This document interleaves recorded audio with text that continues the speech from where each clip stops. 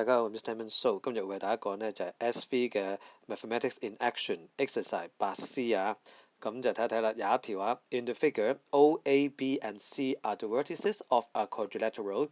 Where C is a point on the y-axis, it is given that OB perpendicular to CA. Find the coordinate of C.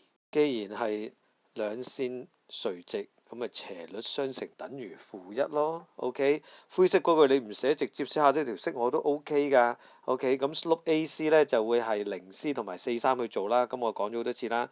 通常未知數嗰我哋一定係擺喺前邊㗎啦，免得喺教學嘅運算裏邊要處理個減嘅問題啦。OK， 咁啊0B 嗰個 slope 好好計嘅，因為咧就係8減0 over 4減0嘅。只要你搞清楚 y 距離喺上格都冇乜問題㗎啦。進一步化簡啦，前邊下格就係-4啦，後邊呢嗰個份數就係2嚟嘅。再下一步啊，將嗰個乘2過咗隔離變咗為隨意先啦。咁啊點啊？兩個份數相等，交叉相乘，即係2乘多項式啦。OK， 負數夾埋負數乘梗係有着數啊，所以一早將嗰個-1負好就擺咗上格，咪-1乘-4咯。你見到呢嗰啲箭嘴提一提你係展開啊，數字乘多項式係展開。咁當然大家應該計到個 C 呢就係等於5嘅，不過 C 唔係答案啦，個答案佢問啊嘛 ，Find the coordinates of C。當然要寫翻我 therefore the coordinate of C 呢就會 C 係0、5啊。OK， 好睇埋 Part B 啦 ，Prove that OABC is a rhombus。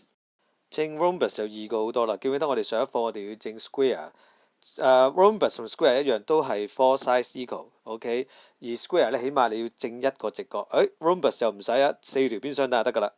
計4條線係咪好大鑊呢？如果你睇到我畫面，我都展示晒出嚟㗎啦。